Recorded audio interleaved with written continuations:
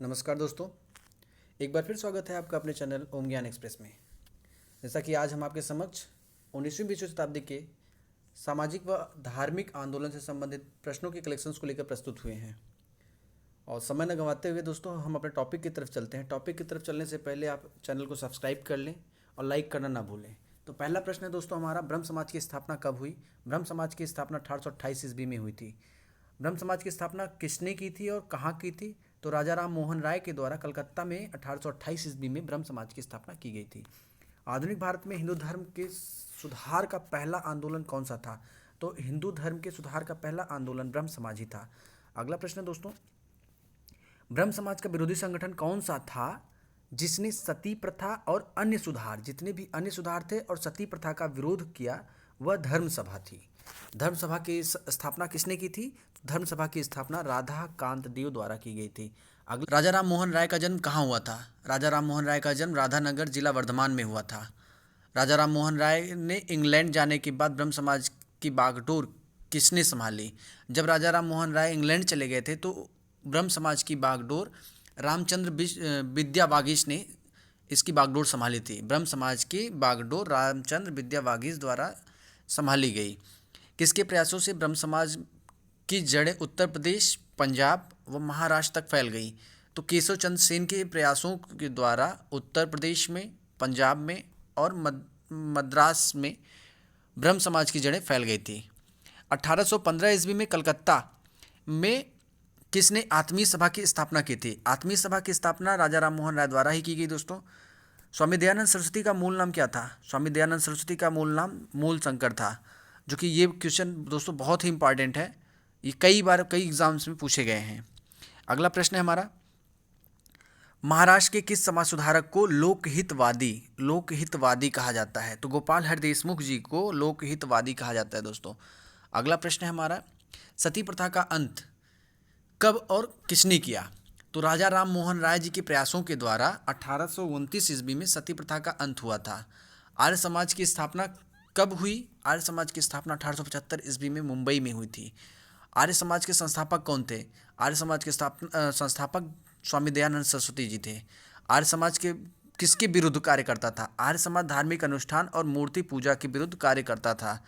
19वीं सदी में भारतीय पुनर्जागरण के पिता किसे माने जाते हैं? तो 19वीं सदी में भारतीय पुनर्जागरण का पिता राजा राम मोहन राय जी को माना जाता है। राजा राम मोहन राय जी का जन्म राधानगर जिला वर्धमान में हुआ था। अगला प्रश्न है हमारा, ब्रह्म समाज के किस सिद्धांत पर आधारित था? ब्रह्म समाज एकेश्वरवाद के सिद्धांत पर आधारित था। देव समाज की स्थापना किसने की? शिव नारायण अग्निहोत्री द्वारा देव समाज की स्थापना की गई थी। दोस्तों ये इंपॉर्टेंट प्रश्न है, देव समाज की स्थापना किसने की थी? तो शिव नारायण अग्निहोत्री द्वारा देव समाज की स्थापना की गई थी। राधा स्वामी सत्संग के संस्थापक कौन थे?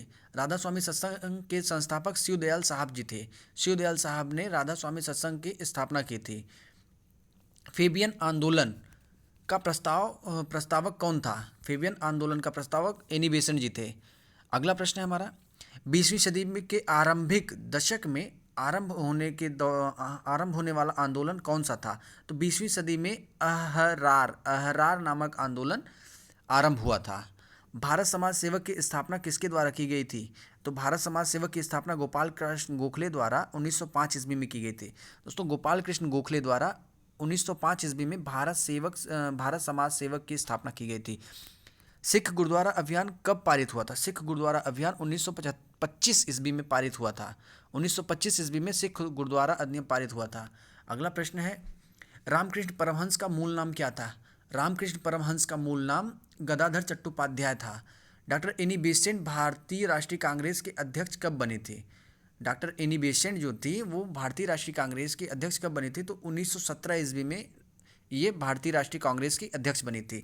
शिकागो विश्व धर्म सम्मेलन में स्वामी विवेकानंद ने कब भाग लिया था? तो 1893 ईस्वी में शिकागो धर्म सम्मेलन में स्वामी विवेकानंद जी ने भाग लिया था। ये इंपॉर्टेंट प्रश्न है दोस्तों, महत्वपूर्ण प्रश्न है एग्जाम्स के लिए, ये बहुत ही ज़्यादा महत्वपूर्ण प्रश्न है। अगला है, प्रीसेप्ट्स ऑफ जीसस की स्थापना किसके द्वारा की गई? तो राजा राम मोहन राय के द्वारा ही प्रीसेप्ट्स ऑफ जीसस की स्थापना की गई थी। राजा राम मोहन राय की फारसी पुस्तक कौन सी थी जिसका प्रकाशन 1809 ईस्वी में हुआ था? तो तुहफतुल उल मुबाहिद्दीन नामक पुस्तक का प्रकाशन इन्होंने फारसी में किया था, राजा राम मोहन राय द्वारा 1809 में किया गया था। अगला प्रश्न है, वेदांत कॉलेज की स्थापना किसके द्वारा की गई थी? वेदांत कॉलेज की स्थापना डॉक्टर राजा राम मोहन राय द्वारा की गई थी। अगला प्रश्न है, राजा राम मोहन राय किसने यंग दूत के नाम से संबोधित किया था? यंग दूत नाम के से संबोधित कर राजा राम मोहन राय को सुभाष चंद्र बोस जी ने किया था। अगला प्रश्न है, स्वामी दयानंद सरस्वती के विचारों का वर्णन किस पुस्तक में मिलता है? तो स्वामी दयानंद सरस्वती के विचारों का वर्णन सत्यार्थ प्रकाश नामक पुस्तक में मिलता है। शुद्धि आंदोलन किसने चलाया? शुद्धि आंदोलन दयानंद सरस्वती द्वारा चलाया गया था। सेंट्रल हिंदू कॉलेज की स्थापना किसने की थी? तो सेंट्रल हिंदू कॉलेज की स्थापना डॉक्टर एनी बेसेंट के द्वारा किया गया था। ईस्ट इंडिया दैनिक समाचार पत्र का संपादन किसने किया? तो डेरेजियो नामक एक व्यक्ति ने ईस्ट इंडिया दैनिक समाचार पत्र का संपादन किया था। भारत भारतीयों के लिए है, यह नारा किसने दिया था? भारत भारतीयों के लिए है, यह नारा दयानंद सरस्वती जी का है। अलीगढ़ मुस्लिम विश्वविद्यालय की स्थापना कब हुई थी? तो 1920 ईस्वी में अलीगढ़ मुस्लिम विश्वविद्यालय की स्थापना हुई थी। अहमदिया आंदोलन किसके द्वारा चलाया गया था? तो मिर्जा गुलाम अहमद द्वारा अहमदिया आंदोलन चलाया गया था। अहमदिया आंदोलन मिर्जा गुलाम अहमद द्वारा चलाया गया था। अगला प्रश्न है, देवबंद आंदोलन कहाँ से आरंभ हुआ? देवबंद आंदोलन सहारनपुर से प्रारंभ हुआ था, सहारनपुर जो कि उत्तर प्रदेश में है। अगला प्रश्न है, मानव के लिए एक धर्म, एक जाति, एक ईश्वर, ये ध्यान में रहे दोस्तों, एक धर्म, एक जाति, एक ईश्वर, यह वचन किसने कहा था? तो यह वचन है श्री नारायण गुरु जी का, ये वचन है श्री नारायण गुरु जी का। एक धर्म, एक जाति और एक ईश्वर का वचन श्री नारायण गुरु जी ने दिया था। राजा राम मोहन राय ने डेविड हेयर किस संस्था से जुड़े थे? राजा राम मोहन राय और डेविड हेयर किस संस्था द्वारा जुड़े थे? तो हिंदू कॉलेज के द्वारा जुड़े थे। अगला प्रश्न है, क्रियोसोफिकल, दैट मीन्स यहाँ पे थियोसोफिकल सोसाइटी होना चाहिए था। क्रियोसोफिकल सोसाइटी की स्थापना कब और किसके द्वारा की गई थी? न्यूयॉर्क में 1875 ईस्वी में किया गया था। थियोसोफिकल है दोस्तों, इसे आप सही कर लीजिएगा। थियोसोफिकल सोसाइटी की स्थापना 1875 ईस्वी में न्यूयॉर्क में किया गया था, और जिसमें कर्नल अलकाट जी और मैडम ब्लावत्स्की के सफल प्रयासों से इसकी स्थापना की गई थी। जैसा कि अगला प्रश्न यही है, थियोसोफिकल सोसाइटी की स्थापना किसके द्वारा की गई? तो madam Blavatsky and colonel Alcott द्वारा किया गया था। थियोसोफिकल सोसाइटी की स्थापना भारत में कब हुई थी? भारत में 1882 ईस्वी में अड्यार मद्रास में हुई थी। दोस्तों मद्रास में 1882 ईस्वी में थियोसोफिकल सोसाइटी की स्थापना 1882 ईस्वी में हुई थी, जबकि न्यूयॉर्क में 1875 ईस्वी में ही हो गया था। सत्यार्थ प्रकाश की यहाँ पे स्थापना होना चाहिए था दोस्तों, जबकि ना लिखा हुआ है। तो सत्यार्थ प्रकाश की स्थापना किसने की थी? सत्यार्थ प्रकाश की स्थापना दयानंद सरस्वती द्वारा किया गया था। अगला प्रश्न है हमारा, वेदों की ओर लौटो। वेदों की ओर लौटो का नारा स्वामी दयानंद सरस्वती जी का है। स्वामी दयानंद सरस्वती जी ने वेदों की ओर लौटो नारा दिया। अगला प्रश्न है, रामकृष्ण मिशन की स्थापना कब हुई थी? तो रामकृष्ण मिशन की स्थापना 1896-97 ईस्वी में बेंगलुरु में हुई थी, कलकत्ता में बेंगलुरु में हुई थी। रामकृष्ण मिशन की स्थापना किसके द्वारा की गई दोस्तों? स्वामी विवेकानंद द्वारा रामकृष्ण मिशन की स्थापना की गई। अलीगढ़ आंदोलन किसने चलाया? सर सैयद अहमद खां द्वारा अलीगढ़ आंदोलन चलाया गया। अलीगढ़ मुस्लिम विश्वविद्यालय की नींव किसने डाली? सर सैयद अहमद खां द्वारा ही अलीगढ़ विश्वविद्यालय की नींव डाली गई। युवा बंगाल आंदोलन के नेता कौन थे? युवा बंगाल आंदोलन के नेता हेनरी विलियम डेरिजियो जी थे। हेनरी विलियम डेरिजियो, इन्होंने अभी एक पत्रिका का संपादन भी किया था। सत्यशोधक समाज की स्थापना किसने की थी? तो ज्योतिबा फूले, यहाँ पे फूले होना चाहिए था, फले लिखा हुआ है। ज्योतिबा फूले जी ने सत्यशोधक समाज की स्थापना की थी। किस धर्म सुधारक की मृत्यु भारत से बाहर हुई थी? जैसा कि अभी मैंने कुछ देर पहले बात किया था, राजा राम मोहन राय के इंग्लैंड जाने के बाद ब्रह्म समाज की स्थापना, राजा राम मोहन राय की मृत्यु भारत में नहीं हुई थी, भारत से बाहर हुई थी। तो ये ऐसे धर्म सुधारक थे जिनकी मृत्यु बाहर हुई, इंग्लैंड में हुई थी दोस्तों। अगला प्रश्न है हमारा, बहावी आंदोलन का मुख्य केंद्र कहाँ था? बहावी आंदोलन का मुख्य केंद्र पटना में था। अगला प्रश्न है, भारत में दास प्रथा को कब अवैध घोषित कर दिया गया? दास प्रथा को 1843 ईस्वी में अवैध घोषित कर दिया गया था। भारत में अंग्रेजी शिक्षा की व्यवस्था किसके द्वारा की गई थी? विलियम बेंटिंक द्वारा, लॉर्ड विलियम बेंटिंक द्वारा।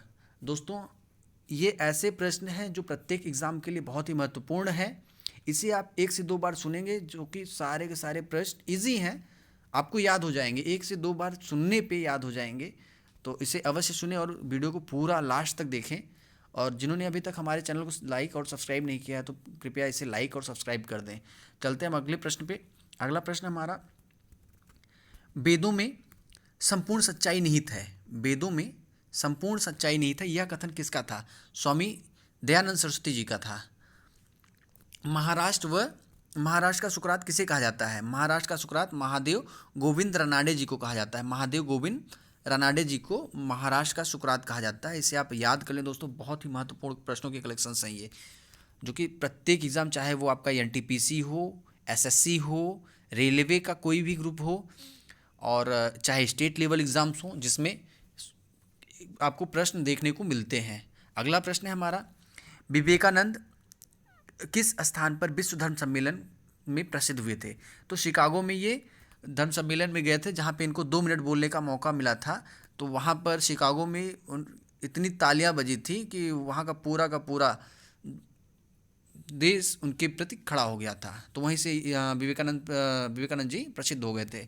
अगला प्रश्न है हमारा, संवाद कौमुदी पत्र के संपादक कौन है? संवाद कौमुदी पत्र के संपादक डॉक्टर राजा राम मोहन राय जी हैं। राजा राम मोहन राय जी ने संवाद कौमुदी नामक पत्र का संपादन किया था। अगला प्रश्न है हमारा, तत्वराजनी सभा, तत्वबोधिनी सभा, तत्वबोधिनी पत्रिका के संपादन किसने किया था? ये सब देवेंद्रनाथ टैगोर जी द्वारा संबंधित है। देवेंद्रनाथ टैगोर जी ने तत्वराजनी सभा, तत्वबोधिनी सभा, तत्वबोधिनी पत्रिका का संपादन किया। प्रार्थना समाज की स्थापना किसके प्रेरणा के फलस्वरूप हुई थी? तो केशव चंद्र सेन के द्वारा प्रार्थना समाज की स्थापना की गई थी दोस्तों। अगला है, वामा बोधनी पत्रिका महिलाओं के लिए किसने निकाली? तो केशव चंद्र सेन जी ने महिलाओं के लिए वामा बोधनी पत्रिका का संपादन किया था। शारदामणि कौन थे? शारदामणि रामकृष्ण परमहंस की पत्नी थी। शारदामणि रामकृष्ण परमहंस की पत्नी थी। कूका आंदोलन किसने चलाया था? तो कूका आंदोलन गुरु राम सिंह ने चलाया था। अगला प्रश्न है, 1956 ईस्वी में कौन सा धार्मिक कानून पारित हुआ था? तो धार्मिक अयोग्यता कानून 1956 ईस्वी में पारित हुआ था। महाराष्ट्र के किस सुधारक को लोकहितवादी कहा जाता है? लोकहितवादी गोपाल हर देशमुख जी को कहा जाता है। गोपाल